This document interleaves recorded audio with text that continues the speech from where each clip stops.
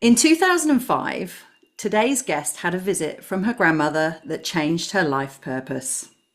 You see, her grandmother materialized in her living room just hours after passing away, and Isabeau Maxwell discovered that she was a powerful psychic medium. Since her first experience, Isabeau has been transformed from a skeptic into a visionary leader, combining spiritual wisdom with practical strategies that help to empower her students worldwide. Welcome.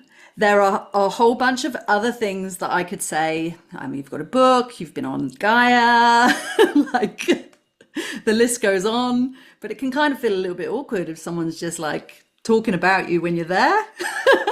Rambling them all. Well, thank you. I'm so happy to be here with you right now. I'm really looking forward to our conversation. We were just sort of saying offline that sometimes you just kind of know when someone's got the same vibe, and I really appreciate you, yeah, sharing that, and yeah, really looking forward to our conversation. So, I've kind of done a little bit of a spoiler alert by talking about your story, how it all began, and I'd love if you were able to share a bit more about that because obviously there was after you had that visit from your grandmother, there must have been some kind of process that you went through before you kind of decided to do what you're doing. Or was Oh, there? absolutely. Absolutely. Yeah. So back in 2005, I'm going to age myself here, but I'm rocking 50 in the best ways anyway. Me So, too. um, yeah, I'm loving the 50s. Me too. Uh, so I was 32 when it happened, and my grandmother was across the country from me, and I wasn't able to be there with her when she passed, but my family made sure I was on the phone with all of them, as she passed. And now, mind you, I have a math degree from university. I was a complete skeptic. I wasn't against anything, but I had no time of day for that foolery and that stuff that's just, woo Woo woo, woo. whatever. If if it's not 1 + 1 = 2, then it's not right. So, I'm standing in my living room, and my husband at the time and my two kids went to the grocery store to get me wine and chocolate because I had just lost the most important woman in my life. And I was alone. It was the middle of the day. It was like 2 in the afternoon. And I was trying to figure out if I fall apart or if I book a flight, right? And she showed up in front of me. And I think this was the thing that was so frightening for me. And to be honest, it was frightening. She was about 70% solid. Now, mind you, when I do mediumship, they're not solid. They're not like a solid formation that shows up in the room. I've only seen a spirit in solid form maybe 4 or 5 times in the last 20 years. So this one was really impactful. So mostly solid. I could just barely see through her. She was standing sideways, which was odd, turned and looked at me, winked, smiled, and then disappeared. And I was shook because the only thing that ran through my mind was all the horror movies that I grew up watching, right? Okay. And so like I was instantly in this like terrifying thing, and my brain went there instead of the joyous wonderfulness that she was with me. And I went to bed that night, didn't say a word to anything. The next morning, I woke up and my husband, again at the time, said, I had a very realistic dream about your grandmother last night, and this is exactly what she was wearing. And it was what she was wearing when she showed up in the living room the night before. And now I'm spooked. Now I'm like creeped out. I'm like, okay, hold on. And to be very, very open about it, with all these years and being able to reflect back on that moment, it was my grief. I wanted her back. I wanted her back so bad that that was the thing that allowed me to open that door of it maybe being real. It was the only thing that was going to do it. And it ended up being real. She ended up finally giving me proof. It took months, right? So immediately after that, there was nothing. I found a local Tai Chi instructor that I had a business interaction with earlier, and such a kind man because back then I was a little bit more rough around the edges. And I remember walking up to him and saying, You're the weirdest guy I know. Can you help me? And he was like, he just loved me unconditionally, even though that was very rude. And I've gained a lot more compassion, which is impossible not to when you're in the spiritual realm and you start to understand love at its purest form. But with that said, back then I was very corporate. I was very boxed in, and he helped me with yes and no, pendulum work with asking yes and no questions. And that's how I was able to establish a communication with her again. Now, I know there's stories out there where people say, oh, it just turned on and then it was on. And that wasn't the case for Okay. me. It took me a good year to be able to, on demand, reach out to her or reach out to someone else. And then it took another year for me to fully develop my intuition. And then this was done because after her came my first, what we would say, spirit guide. And he was somebody I was just fascinated. I could see him. And so I was just excited because I could see him. And he worked with me for almost 2 years, giving me instructions on how everything works, how past lives work, how intuition comes through, how it goes through your five senses. And I was devouring all of this information because at this point I was on board. My grandmother had given me enough proof that I was like, all right, this is real. Let's see what happens. And but he was also giving me instruction on uh, boundary setting, emptying my mind, balancing, not overwhelming. And I was a very unbalanced human being. I was a type A Taurus, stressed out, fight or flight human being. And he helped me get out of that. And that was a huge part of opening up my intuition. So here we are, 2 or 3 years into it.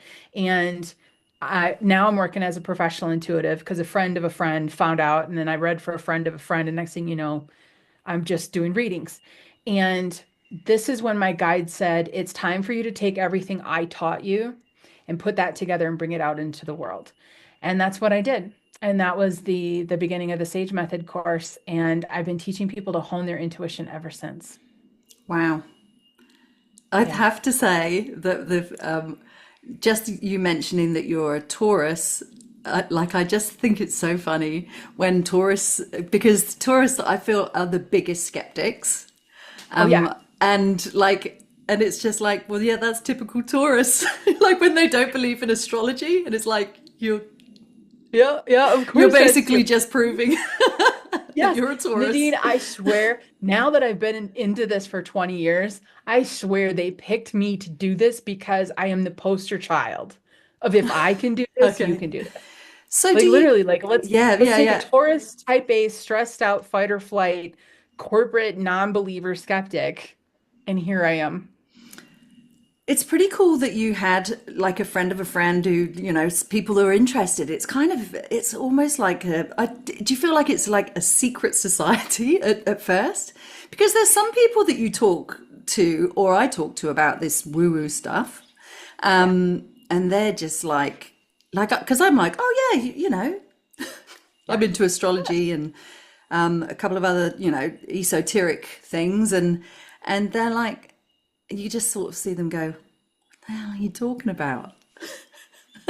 And For me it was really fun because back then pop culture wasn't really caught up yet with mediumship, right? We didn't cool. have all the medium shows and everything were out yet. So people would ask me what I do, and I was also raised very strictly to be very concerned about what other people thought of me. Yeah. Appearance was super important, all of that achievement, achievement, achievement, right? So now here I am, right, in my circles, having to tell people I see dead people. This was like a huge, I had a therapist for the first 2 years just because I had to figure out how to get over that. And so I would tell somebody, I'm a medium. Would start to get the courage to say that, a stranger, like if somebody I ran into, and they'd say, what is that? And I would explain it to them because a lot of times they didn't know. And their response would be, I don't believe in that at all. And then they would always follow it up with, but there was this one time. And then they would always tell you a story. And you're like, I feel like everybody's had one time where something happened, but then we just don't believe. So, yeah. So do you still see your grandmother? Do you still call on her from time to time? Or do you? I do. I do. There was a period of time where I didn't, right? So I was with her. It was a very tumultuous kind of flipping me inside out kind of time because it was a pretty big transition from where I went to where I am now. But she was with me for the first couple of years. And then I worked with that guide, kind of overlapping for a couple of years. I remember the day that I took my first speaking gig, and it was a library, which was wonderful. But I was very much, you wouldn't know it today, but I was really behind the scenes. I'm not a front of the stage person, and I'm an introvert and I hide in my cave. I'm very Taurus. I am snuggled up on the couch, snacking on something. Um, but I finally did it and I spoke, and there was only like 20 people there, but it was really it was a huge obstacle for me to overcome. Mm. I went back and I sat down with my grandma and with my guide, and I said to my grandma, I said, I'm so excited I did it. I did it. I actually did. I got the courage, and and she's like, that is wonderful. And she says, I'm going to go for a while now, and I'll be seeing you in the future. And I'm like, wait a minute, where are you going? No, no, no, that's not how this works. I should have access to you 24/7, right? Because I had. And she said, no, it's time for you to be without me for a while. And I soon figured out that she was my comfort blanket. She was my security, and she needed to kind of break away from me for me to get that courage on my own and not kind of be coddled through it. So I didn't see her for a number of years after that, 5 or 6 years, I think. And then I started to see her again, and she pops in and out all the time now. And so, okay, that's cool. I dream about my grandparents. I feel like they visit me in my dreams, not very often, and yeah, sometimes less regularly than others. But it's always very feels very meaningful when they're there. I feel like that it's not just I'm dreaming about them, but it feels like they're visiting.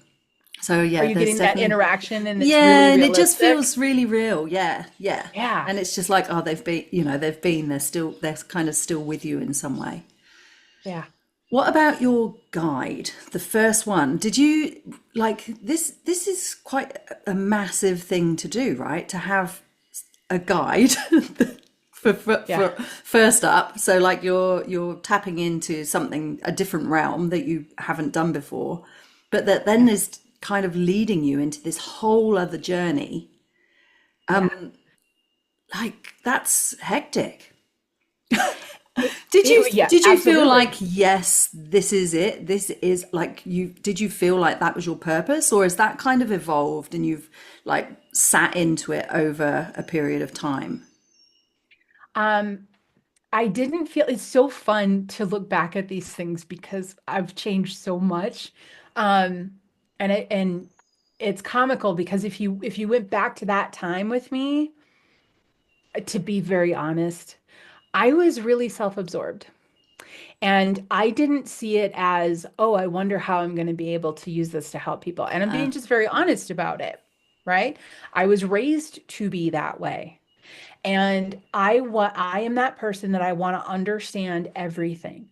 So I now look back and I can see how that guide taught me so much because it fed my desire for knowledge and information. And it was kind of like candy. It was like, wow, he would teach me something. And then within the week, I would see it unfold somewhere out in my day to day and be like, and I was fascinated. I was absolutely fascinated to go from being a skeptic to what do you mean all of our lives are happening at the same time? Like my brain was just so happy. And little did I know that in conjunction with the kind of healing work he was having me doing, he was getting me ready for it. But it wasn't until like at least 2 years in that he said, you need to go out there and do the work. And when he said that, I went, whoa, whoa, whoa, whoa, whoa, no, no, no, that's not what this is about. And he's like, what do you think this is about? And I was like, well, then people are gonna have to know and I'm gonna have to tell people. So I was doing some of the readings, but it was a friend of a friend and then a friend of a friend. And so it was pretty safe. Took me a long time to start talking to strangers about it, but there was nothing in me that said, oh, I wonder what this is going to do. Today, I just live, eat, and breathe the joy of being able to cheerlead people and help them and lift them up. And I just think this is the best thing that's ever happened to me. But I was really naive. I was really, really naive at the beginning. Don't whoever they are say it like when we do sort of start tapping into our spirituality, it can be quite sort of self-absorbed. That's all part of Yeah. that process. Yes. Yeah, so Yeah. it's Absolutely. kind of part of the cycle. Well, So because we're so used to looking outside. and taking care of Mm, everybody else and mm, making sure that everything is all right. How are we perceived in the world, right? And how is all this? And so when we open up to spirituality, it is a very much a deep dive within. It's mm. very much a deep dive within. Yeah, yeah. Yeah. So you've got your program, the Sage Method, which we're going to talk about, and like some of the things that you do in there. But before that, when you did start out, I'm just really nosy, and like, do you sort of, or let's say, practice mediumship now, like, or is your main focus the Sage Method, like working in that space? I still practice mediumship now, in a very unique form. Um, I do sessions with students in the sense of helping them learn about how their intuition is wired, because everyone's wired very differently. So I will Okay. do one-on-one sessions with students, and I will use my intuition, talk to their guides and to their loved ones to help them increase their intuition.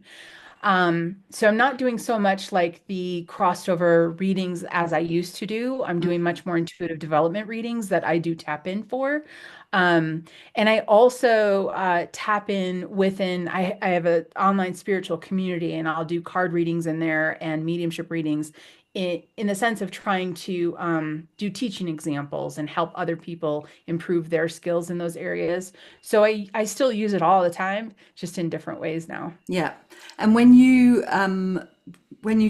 talk about your guides, do you see Mhm. them or feel them or hear them or what's I mostly see them and hear them. okay? So I don't feel very much. It's very rare that I'll get a feeling. I do, but it's more often that I will either see or hear. And at this point, that's a 50-50. 50% of the time I'm seeing and 50% of the time I'm hearing. When I first started, I only saw. So I would see little images or little blips or things like that. So it felt a little bit like charades, like I was trying to figure out what they're showing me kind of thing. And over time, my hearing started to develop. And so I tell people all the time, all five of your senses are kicking pretty strong intuitively. So don't kind of pigeonhole into one. Let the other ones come in whenever they want to come in. Yeah. And so when you see things, you don't see it, but like you mentioned before, I see dead people. Yeah. Do Yeah. you? Well, I've had a handful of situations Yeah. where they were either mostly solid. I've had two situations that were completely solid. Okay. And I, Wow. I wouldn't have known that it was. And even then, Nadine, let me tell you, one of them I'm still not sure because there was like no way of proving it, right? But the one that I was sure of was actually a man in a small store, and he was being creepy. There's no way around it. He was solid. He looked like he was a living person. And he was, just, that uncomfortable creepiness that a man can do toward a woman, right? And so I was kind of trying to avoid him. I went to the cashier, which was almost blocking the exit and an entrance. So I'm checking out to get out of there soon because he had a really creepy vibe. And nobody left the store while I was checking out. So in my mind, he's still in the store. And I'm going to be able to check out, go right out this door that's right in front of me. It's the only door. And I'm going to be able to get to my car and go. And I'll come back another day to finish my shopping. And nobody left. So I check out. I walked out the front door. Off to the side is a park bench sitting on the front sidewalk, and he's sitting there. And I'm like, there's no way. This was a very long strip mall. There's no way he went out a back door, came around the side. And I looked at him and I went, "You are, aren't you?" And he disappeared, like right in Oh. front of me. And I'm like jumped at because it was, I know I'm a medium, but that's still scary because, yeah, something is there and then it's gone. So that was the one that was really solid. But most of them, most all of the time, the first sensation is that someone's in the room. That's the first sensation. From there, for me, it looks like a heat wave. So, when you see a wave of like transparent energy, it's not transparent energy, but over a hot road or Yep. something, Yep. it looks like that. So it's Okay. transparent, but it's in sort of a human form. Yep. And then when I'm interacting with them, when I turn my attention to them to say, okay, I can see that you're here and you're trying to get my attention, when they show me things, it's almost like they kind of come slightly into form and then pull back again. So if they want to show me that they're 5'2", they'll come in just long enough to show me that they're a woman who's 5'2". So it's not necessarily like in the movies where I'm sitting there chatting with somebody and it's a full on like, hey, what's going on? Did you see the sports game? It's not. So it's more like they will push forward what they want to say or show me. Mm. Um, and it's a little bit more of a dance like that. Do you ever have moments where someone comes in that's less favourable, let's say, like that guy that you saw in the shop? Like, how do you deal with that energetically if, like, someone with bad juju Yeah, comes in? bad juju. He was creepy. Yeah. And I just didn't know, I didn't realize that I didn't deal with anything. When it comes to working one-on-one with like a client or a student, I set up boundaries in my room so strongly Mm. at this point because I've been doing it for so long that somebody with less than good intentions couldn't come in anyway, Okay. right? And that solid belief of mine holds those walls pretty firmly. Mm. However, one aspect that was really important for me to do, and the work I've been doing for probably like 17 years now, is doing clearing work, Uh-huh. which is helping spirits that are lingering, messing Stuck. around, stuck, that type of a Mm. thing. And that work I will do until the day I cross over myself, I'm sure. Mm. So if I'm running an errand and I run into a spirit that is struggling a little bit, I'll be present with them and I will let them know that I see them and I'm here and they're not alone with this process and what can we do? And I'll do crossing over work with that. I've done crossing over work with buildings that had 100 in there, like, and then I've done crossing over work where there was a house with just one person and it turned out to be their Aunt Marge, who just was struggling crossing over. So crossing over work is something that is really meaningful to me. And that's stuff that I do all the time.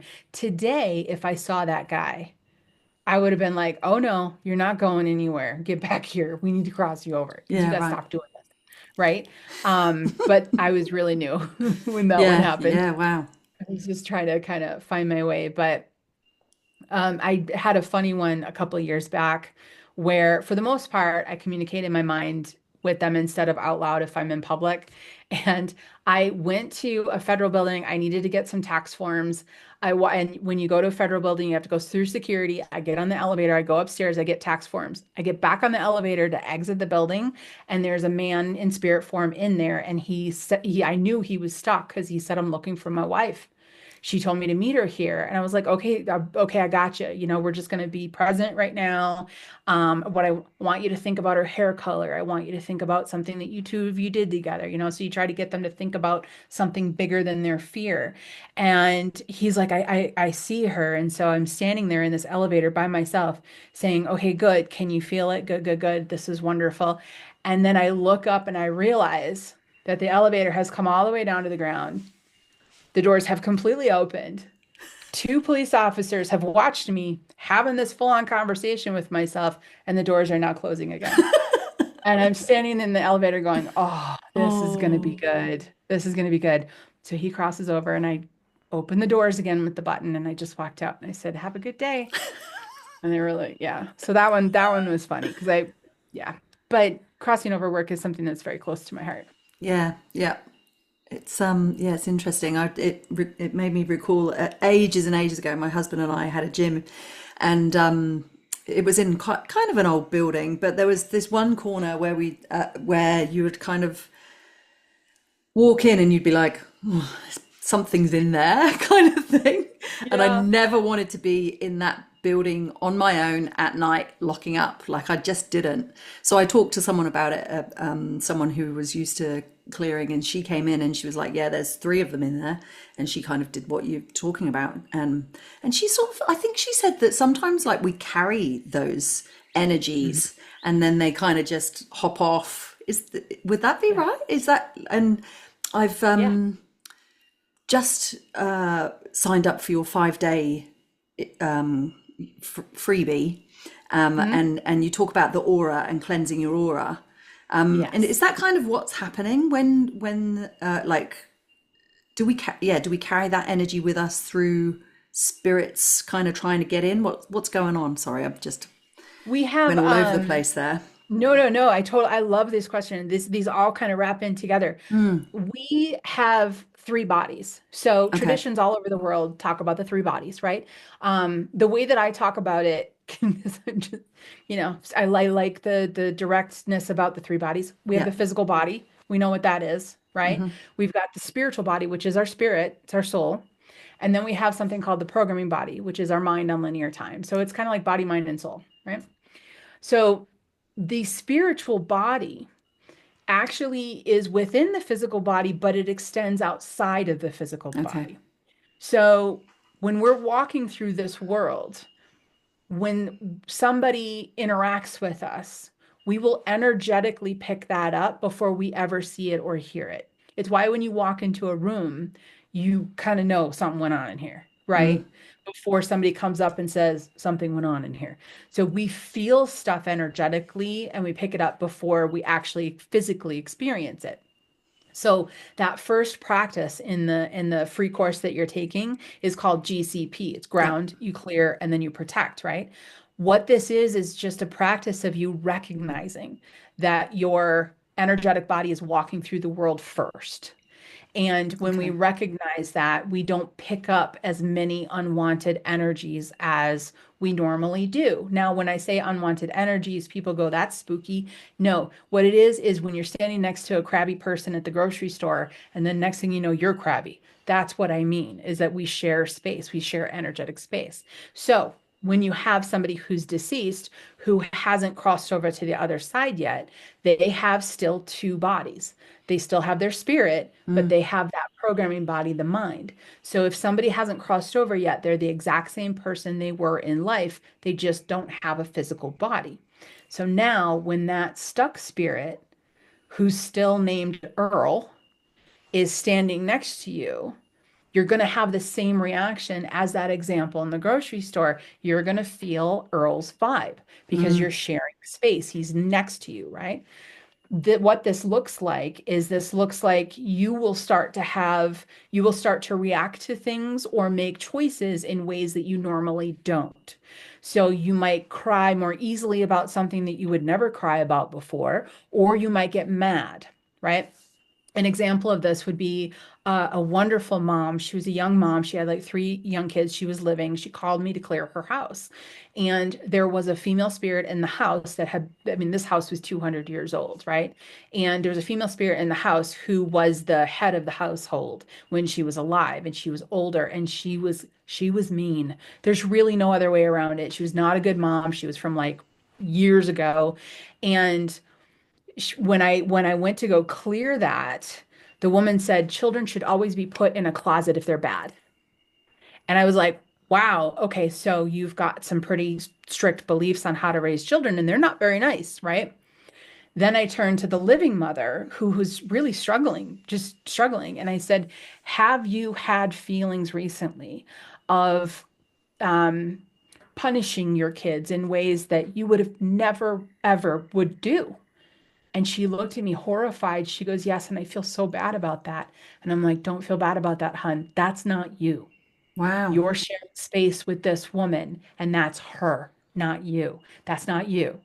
And so once we cleared it, the living mom was like, oh, thank you. I'm not angry at my kids for no reason anymore. And so it can really affect people. So crossing over work is really important to do. And years and years ago, we cleared houses when people moved into them. We cleared land when we moved into it. We energetically checked in on each other. If a spirit was struggling with crossing over, people would know it and they would sit with that spirit's energy to help them cross over. So in today's world, we've lost a lot of that tradition, which affects the living. Yeah. Wow. We will get on to your actual work. Well, like the but I got more Well, questions. this is It's where it bringing gets up really, all those things like where you were saying people always go, oh, there's that one time, and yeah. so and this is really relevant with the course that I've just followed, your 5 day course, because you talk about like when you see things Out of the corner pass of your by, eye. yeah, out of Yep. your corner of your eye. I've been getting that quite regularly recently, but it made me remember some times in the past when where I had, I was sitting on the phone. I was in the house on my own. I was sitting on the phone, and my boyfriend at the time came in, walked in, shut the door, went into the kitchen, and then I was still on the phone. And I got off the phone and I went to the kitchen and he wasn't home yet. Mm, Um, what? that's spooky. Yeah. Yep. So there Yeah. was a couple of things, and like seeing someone walk past when there was a mirror in the same house, a mirror in the hallway, and you'd like get someone walking behind you, you'd just see their reflection kind of thing. And I never felt bad. Like I never felt, and I always use that as a bit of a gauge. But would you say that that is kind of like possibly a guide rather than a just any old spirit, or like depends? It could be either. It could be either. Chances are very good it's going to be your guide. Mm, Um, what I love when people have those experiences is that you can use that experience to tap in more effectively on demand for yourself. Because when we see something out of the corner of our eye, we will turn to look for it mm, and it's gone, right? yeah. That's because when we turn to look for it, our physical eyes are looking at physical things in the room, the wall, the chair, like where are you? And Mm, so when we're searching through the physical world, we don't see what we're looking for. And this is why, with some small exceptions like creepy guys at stores, right? But those are flukes. Those are very strong, kind of more of a haunting situation. When it comes to picking up things intuitively, seeing spirits, seeing our guides, seeing our loved ones, it's really important to know that it's in that defocused state okay. that you see them. That's your peripheral is defocused. It's why you saw so clearly. Mm, And people say, I'm looking ahead and I'm looking and I'm looking. I don't see anything. It's because you're searching in the material world. So when we let go of that, we relax our sight. This is why historically we have people that do scrying. We have people, the crystal ball, like yeah. just gazing into the Yeah. crystal ball. That's what they're doing. They're letting go of the world around them. And they're relaxing into it. So that's a practice that I tell people to do all the time. If you felt really good and you didn't feel like creeped out, chances are really good that's one of your guides and they're with you all the time. Mm. Well, that's good to know.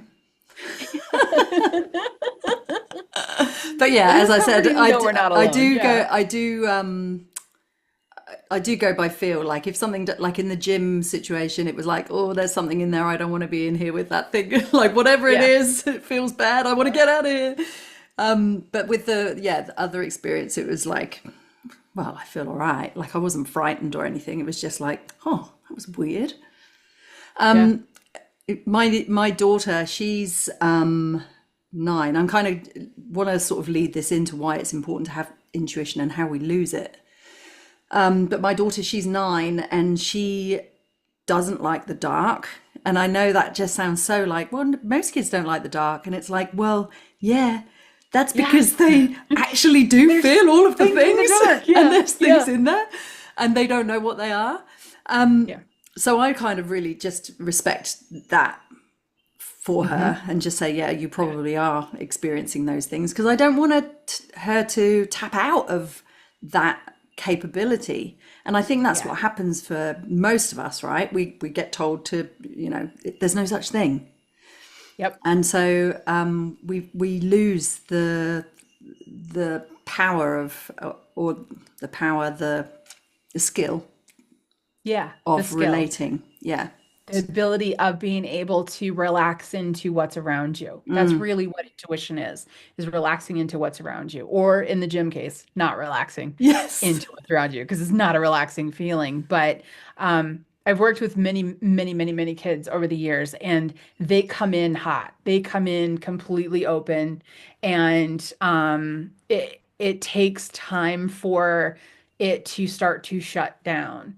Mm, And it's rare that you have somebody in the teen years having experiences, even if they're fully supported by their parents, because when it comes to intuition, think of it as like a scale. On one side of the scale is your intuitive abilities, and on the other side of the scale is your human life.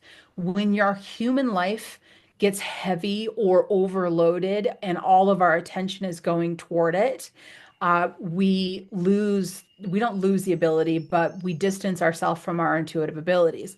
So teenagers who, I don't know if you remember when you were one, but we went through some stuff, right? And we were constantly on heightened alert. Who's saying what to who and what am I doing mm, with this, right? And there's so much developmental change for them in their human lives that it's harder for them to be balanced into that and access their intuition. So I tell people it's not that they necessarily lose it, especially when a parent is so supportive of it. They're still going to have moments of it, just not as many. It's going to come back. mm, It's going to come back when they settle into who they are, and it's not so much heightened human effort on just existing. Then they'll be able to access more of it. And then, even as an adult, if you're putting on a party for 300 people, your intuition isn't really going to be kicking because your brain is. You know what I mean? yeah. So you got to balance that out. Yeah, yeah. And I guess when you're a teenager as well, there's that whole like the whole kind of like being judged by your peers for being a weirdo, right? If you, Yes, yeah, exactly. if you're doing And that kind of exactly. And I've stuff. and I've even seen kids lose their way a little bit. They can find their way back, but I've seen them lose their way when they take on intuition as the thing that makes them special. Uh, And the losing of the way with that is that they're missing the other things that make them special and valuable. Just the fact that they're here and that they're incredible human beings, right? So they lose track of some of that. And sometimes, and this is true for some adults as well, too, we call it the special factor when that becomes what makes them special and they lose track of the fact that they're special just because of who they are, that they just are an amazing person. People can get lost in that. And I think it's easier for teenagers to get lost in that mm, because they're trying to figure out who they are. yeah. And have So, you've got two kids, you said? How old are mhm. they? They are adults now. So we're like 26, 28. Yeah, Okay. they're independent. They're amazing, both amazing young men. Do they, what do they think about your job? My Let's call it a abilities. job, your It's my abilities. job, right? Am I calling? Um, Neither of them have any doubts Mm, because they were like, well, let's see, if it was 2005, right? So they were around 7 and 9 yeah, okay. when I opened, and I just talked about it All the openly as time, if yeah. it was normal. Yeah. And one of them is very psychic. Uh-huh. Um, and one of them is very much a medium. Neither Oh, of them are interested in utilizing it or bringing it into their life, which is totally fine. Um, but yeah, we had the teen years where, it was like, whatever, mom. And then if they lost something, they'd go, hey, mom, can you tap in and find my fill in the blank, that thing. So, it's just very, very normal for them yeah. to know what mom does. Yeah, You that's just, cool. when you live with a medium or a psychic that is really active and that's their world, there ends up being enough experiences firsthand that, the family members that you're with at some point just can't deny it, Yeah. you know? Yeah. Yeah. Okay. The Sage Method. Oh, the Your siege method. work in the world, your main work in the world right now, and has been for some time, right? You've written a book, you've got some other accolades. Your book hit number one on Amazon in its category. You've been on Gaia. You so your work with the Sage Method is teaching other people how to tap into their intuitive intuition Ability. and Yep. intuitive ability. Before we get into that, I'm Yeah. just Okay. dragging it out. No, is it? Why is it important? Why is it important for people to be able to do it? Most of the people that I teach, a good 95% of them, are taking the course for personal reasons to open up their own personal intuition. I think that in a nutshell, life either happens to you or you navigate life. And intuition is going to be a big factor in that. I find that, and I work with students all over the globe at this point, which is absolutely fascinating to me because I get to meet all these really cool cultures. And I want to move to Australia or New Zealand, but that's another story. So, because I really love the people there. Um, but I get to meet all these different cultures. But one thing I see in the similarities is people who are drawn to the Sage method and to opening up their intuition. They've had something kind of taken from them. They've had something that has sort of displaced their self-esteem or their courage or their own self-empowerment, and they're looking for answers.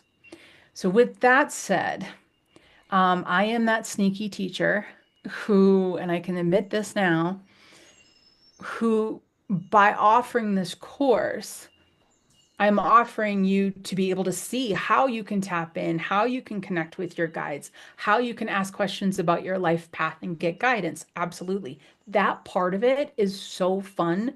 It's ridiculous. The signs that come in are just, you can't make it up. The information you end up getting is just, it can be magical at times, right? But the Sage Method course is going to kind of demand of you to balance certain aspects of your life because it's the mental clutter, the emotional clutter, and those blockages that are actually blocking your intuition. Your intuition's already 100% strong. It's just been blocked. And so the Sage method approaches it differently than many other courses in that it approaches it by removing those blocks. Well, what happens when you do that inner work and you remove those blocks, right? All of a sudden you look around and you're like, I need to make some life changes. I want to do this and I don't want to do this anymore. And you start standing up for yourself and you start setting boundaries and you start bringing more love and light into your life with the things that make you joy, bring you joy. So I'm that sneaky teacher that's like, yeah, come on, open up your intuition. And then when someone's done with the course, they're like, wow, my life is better. And it's like, it's because you did the work to open your intuition and the work you did to do it is hugely, it just changes people's lives. And so I get to be that. I get to watch that. I get to be around it all the time. And it's really inspiring. It's really uplifting. It's a What? pretty good gig. So you've kind of talked. You've talked about intuition in terms of like your mediumship, right? So Yes. like, but when we hear in the phrase "use your intuition" or "I followed my intuition," how does that differ, or doesn't it? Well, me, uh, my hunger for understanding how everything works is also, like attracts like. So if somebody is attracted and interested and feels pulled to do the Sage method, I can tell you a few things about that person right out of the gate. First off, they like a very direct teaching style. They don't need it flowery or anything. They just want to learn, right? And they want to understand how it works because that's also how I teach. So for me, some of the components that I teach is intuition is always happening. And once we uncover it, right, which is the first couple of weeks of the course, is the uncovering, then we learn how it works in the middle of the course. And at the end of the course, there's experiments that you get to try and walk through to see if you're more of a psychic or more of a medium and Okay. how that works.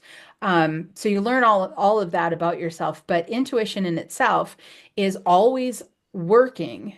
And the most popular thing that happens that comes across my table is people say, I don't know how I know, I just know.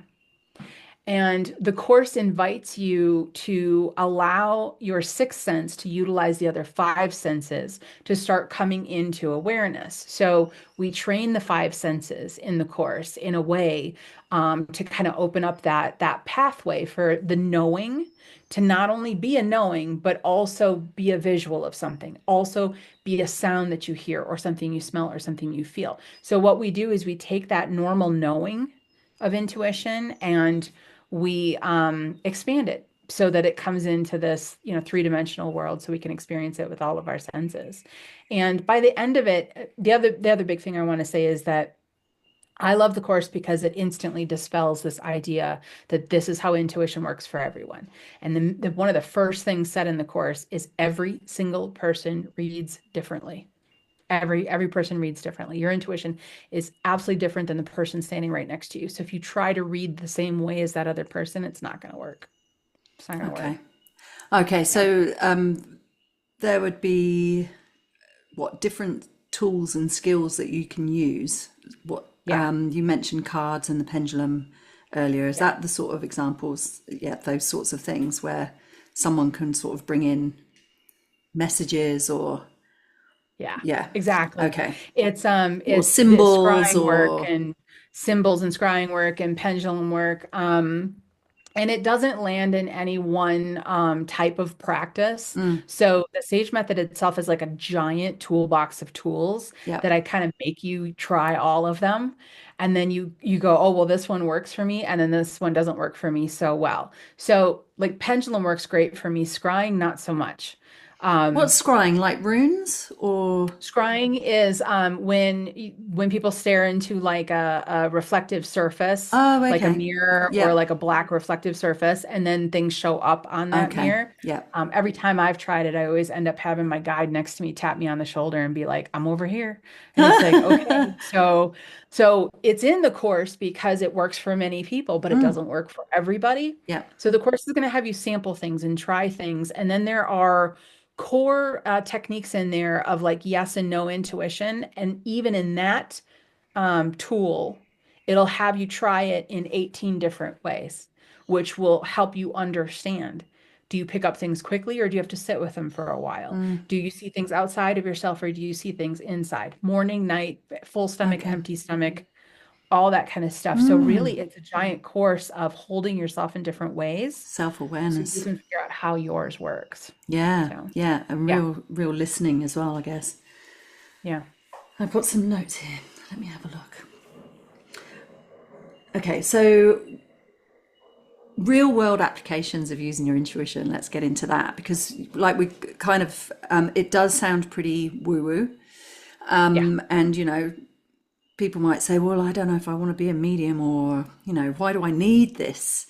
And there is that, there's kind of like that inner knowing, isn't there? And I don't know, like, what your, like, the people that you work with are mostly women or a mixture of women and men, but like I think women definitely have a knowing of it. Yeah. Hmm. We're cyclical beings, we're and more fluid, I guess, than the linear man. Like, where am I going with this? Yeah. So, but we want to know how can we use it in our real life? Like, how is it going to work for me? What's I love it just because it's like, what the hell's going on? I want to know what's going on, that, and it's just fascinating that there is so much else going on. But what are those real life applications that we can use our intuition for? Yeah. A couple of the big ones that I love is asking for signs to help guide your way, right? I'll give you an example of that just happened to me. Um, I felt pulled to move to a different location. I went there. I was going to be looking for different rentals just until I got to know the area, and then you move forward with hopefully buying a property. But anyway, so I was looking for a rental in a new area that I wasn't familiar with. And before I went, my guide said, "Look for this," and showed a statue that was about a foot and a half tall. And next to the statue was this giant bush. And he says it's going to be right in front of the house.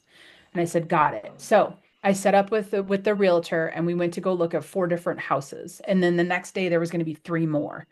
And the second house we looked at on the very first day, instantly, I already forgot, Nadine, that my guide had said this like 2 days earlier, right? And instantly we fell in love with the house. It was like, this is perfect. It's everything that we wanted. This is great. This is the one that we want.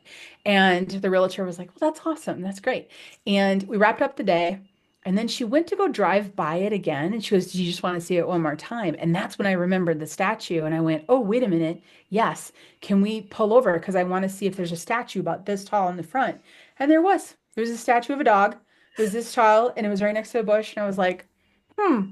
And it was Cool. like middle front of the property. And I was like, oh, there you go. So you can ask for signs for guidance. Now, I tell people that when you open up your intuition and you start to get signs and you start to inquire about things, number one, you're not going to know everything. You're not going to get every single answer because if you would, you probably screw things up. They know that, I know that, you know that, right? But they're going to give you the guidance that will help you stay on the path of least resistance and on the path of the most forward momentum. Now, this doesn't mean that bad things aren't going to happen. It just means that the lows will be a little less low and the highs will be a whole lot higher. And let me give you a second example in like real time, using your intuition in real time. I had a car that was just super old. It was a Saab.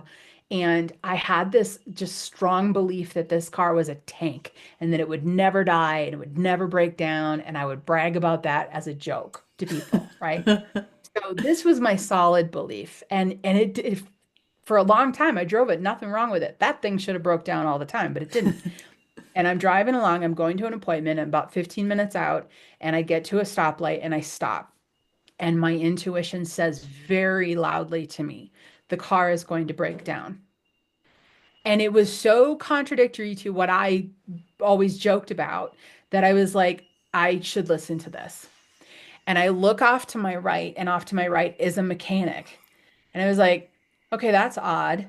So instead of going straight and continuing on, I took a right and I pulled into the mechanic shop. I pulled into the parking spot. I was stunned. I put it in park and it died and it broke down in the parking lot of the mechanic. And I was like, that you can't make this stuff up, man.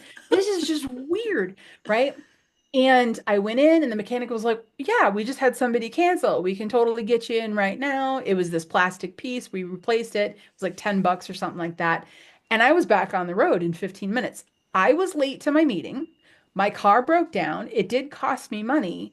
But can you imagine if I wasn't listening to my intuition? I would have had to get a tow truck. I Mm, would have had to spend money on that. I would have never made it to my appointment. So I tell people intuition just makes things a little smoother, right? And it gets you to those opportunities that you want with more confidence and with more ease. And you have a team.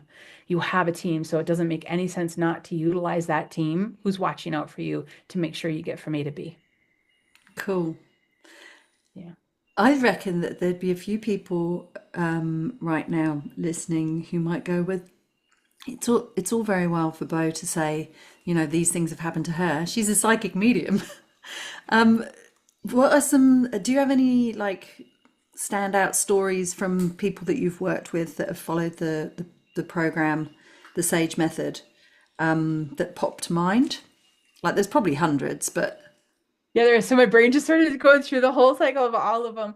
Um, Yes, I have one woman that I have a Create Your Destiny course that I do at the beginning of every year. And what we do is we project out into the year what we want to bring into our lives, right?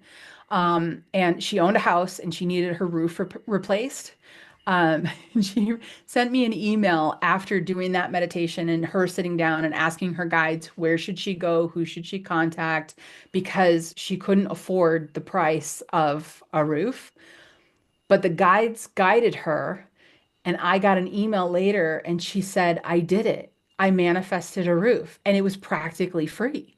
And they're gonna install it like next week or something. And it was just, those are the things I hear all the time of people saying, you can't make this up, but this just happened to me. And it's beautiful and it's stunning. And people are able to ask questions and have more confidence setting boundaries. Another one would be, well, this, I mean, this would happen to me, so it's just another example, but somebody said you have to set this boundary with someone, and I was nervous to set the boundary. I got in my car and I said to my guides, if the person that I was just talking to is telling me the truth that I have to do this, please give me a sign. And I pulled out on the road and the license plate in front of me said truth. And it was like, whew, okay, I got it. I'm listening. So, and we don't always get signs. So many times when we talk about this, it does sound like it's this just magical floating world.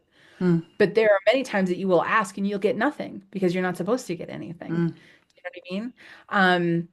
But asking, at least you do sometimes get the guidance that you need, really. Yeah. And there's just so many examples that it's hard for me to kind of come up Yeah, with yeah. a lot Sorry, I of them. totally put you on But the no, no, spot no, there. no. It's I'm trying to think of like really, really impactful ones. People who have met like the love of their life because they left a job because their intuition told them to leave a job. That happens quite frequently. People meet the people that they're supposed to finally meet when they actually listen to their gut and their intuition. That one's very common. People who meet people from other towns and then they end up, connecting and working together. That one's very common as well. I've had people who have woken up in the morning and got a message to go drive 30 minutes and just go to some sort of a park or something. And then somebody walks up to them and says, "It's nice to meet you. Do you happen to know anything about blah, blah, blah?" And the next thing you know, that they've got a new client and they've got a new door that's opened. Um, Wow. One of my favorites is there was a woman who worked at a post office and she was really, really, she opened up her intuition and she had guides that told her there are locations around the globe that need energy work done. And this sounds really woo-woo, right? But there are locations around the world that we need you to physically go to and put energy into the earth. And I was talking, so this is a client, and I'm talking to the best friend of this client. And the best friend is telling me this story. The guide said to this postal worker, the next place you need to go to is Italy. Now, postal workers in America don't make a lot of money. And I mean, they make a decent amount of money, but not like jump on a plane to Italy money. Mm. And she said, okay. And she trusted that the signs would come through. Shortly after that, an elderly married couple came in that were regulars at the post office and said, "We have a fully paid trip to Italy that we can't go to. Would you like to go?" And gave this postal worker, this client, right, the tickets and the hotel. And the client brought the best friend. Then, still following her guides, listening to what they're telling her, they go to Italy. The guides say, "Go to this train station." Her and her best friend went to the train station and stood there for 2 hours, right? You got to be patient. Didn't happen instantly. And all of a sudden, a woman walked up to her and said, "I see the necklace you're wearing. I'm glad you came. I'm supposed to bring you to a certain place to do this work." Oh my God. Yeah. So these things happen.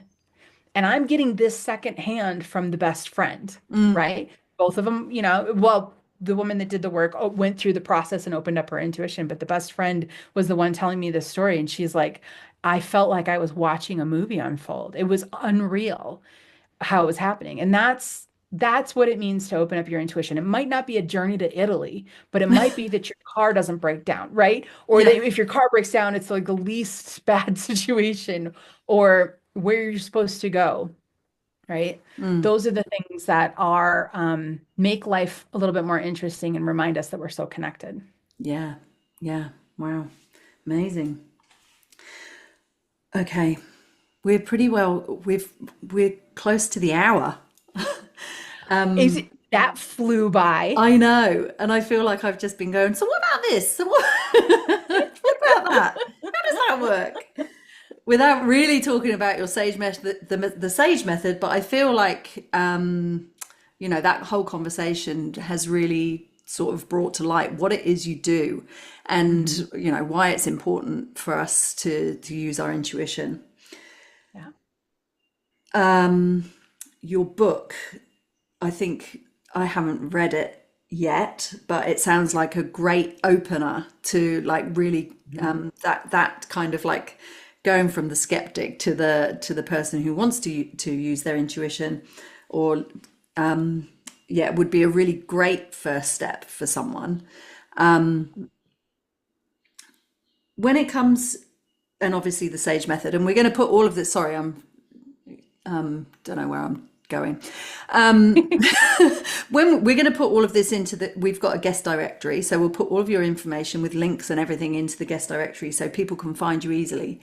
But I wonder if you could briefly talk to, you've been doing this for a long time, right? Mhm. But I Yeah. feel, but a lot of the conversations that I have at the moment are about the times that are changing. Yes. And I wonder if you could talk briefly about how important it is right now to be able to tap into this work, and the Mhm. benefits that it can have, like for us collectively in our communities, environments, relationships, like how might that all be panning out? It's pretty big right now. I don't know Yeah. if anybody, if that's a surprise to anyone. That there's a lot of big stuff happening right Mm, now. And it's happening on purpose, mm, really, and for a good reason, right? And it's happening, like you said, on all levels, right? Within ourselves, in our immediate relationships, within our families, within our towns, within our countries, within the world. So it's all going through the same cycle as we step into this age of Aquarius, right? We're mm, coming into this period of time. Now, if you're like me, go ahead and do a deep dive online about the timelines of the age of Aquarius and line those up with what happened in the world each time the age of mm, Aquarius came around. It will blow your mind. It's wonderful. It's so cool. I geek out on that kind of stuff. But when the age of Aquarius comes in, there is going to be an upheaval in your life, right? And then a reset. And then there's going to be just a time of bliss, a time of like, I wish my life would have been like this the whole time, right? And you're going to kind of level up, I guess. When it comes to intuition and when it comes to what's happening right now, if I could get everybody to just take that, even just taking the free course and just trying the things in the free course, right? That's going to get you started mm. a lot because it's a pretty big course. Um, if everybody could just start doing things like GCP, yes and no, defocusing, talking to guides, things like this, what they will be doing is they will be starting to center themselves and go from the inside out instead of the outside dictating their life within. And that's 2025 in a nutshell. This entire year is us stepping into functioning from creating our reality, becoming a conscious creator, deciding I want this and then going for it, right? Overcoming the things that block us. And that comes from within first. That's where your intuition is. And for many of us, we spent much of our life with the outside world dictating what happens within us. This is where our anxiety has come from, this PTSD, like all that stuff. This is the shift now. We're literally flipping the entire script. And when we stop giving our attention to those things, big things are going to happen in positive ways for ourselves. So this is going to be a year. It's going to be a year. We just saw an energetic change happen around March 11th, yeah, which was just what, a week and a half ago. And then and change in that sense is not an instant flip of a switch. It's a gradual change, but we started to see things turn directions, meaning if you were struggling with your job on March 11th, you started to see things change just enough that it started to get a little bit easier, right? And same with relationships, same with, your life path. My big piece of advice to people is proactively almost force yourself to go within a couple times a day. What do I want? Right? There's no way that anybody, especially anyone listening to your podcast, is ever going to just throw everyone else away and not pay attention to their responsibilities. That's not going to happen. But more often looking inward and going, does this align with me? Is this what I want? Is this bringing me joy? Just doing that a couple times a day is going to light that up and the intuition is going to start to flow and you're going to be able to get guided toward what you want and away from what no longer serves you. That's this year. That's Wow. this year. And I don't know if there's any specifics I can put in there around it, but that's the general feel of what's happening to all of us right now. Yeah. And yeah, that's great. I love that. It's a positive shift, right? There may be some disruption, Yeah, and to but sort of throw out the disruption piece, let's put that in there because, and I'll say it this way, the things that are outside of us, whether it's on a small scale or a large scale, that are throwing, I don't know, energetic tantrums or not getting the attention it needs or trying to make our lives difficult or screaming louder, those things, which are very much around right now, is because it's an extinction burst. They're reacting right. that way because they're losing their grip on controlling people from the outside in. People are naturally going, why would I keep doing that for the first time in their lives? And when you do that, the thing or the person or the system that was asking you to keep doing that is going to get angry and frustrated that you're not continuing to follow their plan.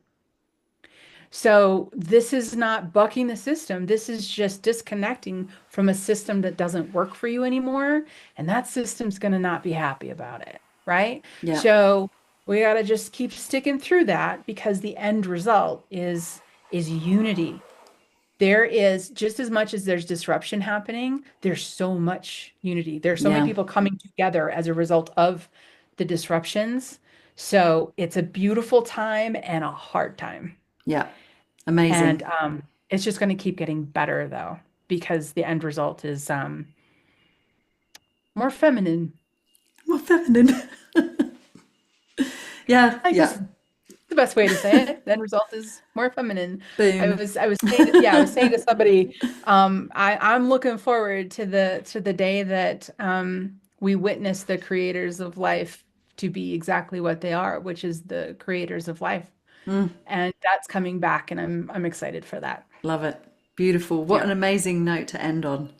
Yeah. Thank you so much for joining me. It's been great Thank you for conversation. having Loved me. it.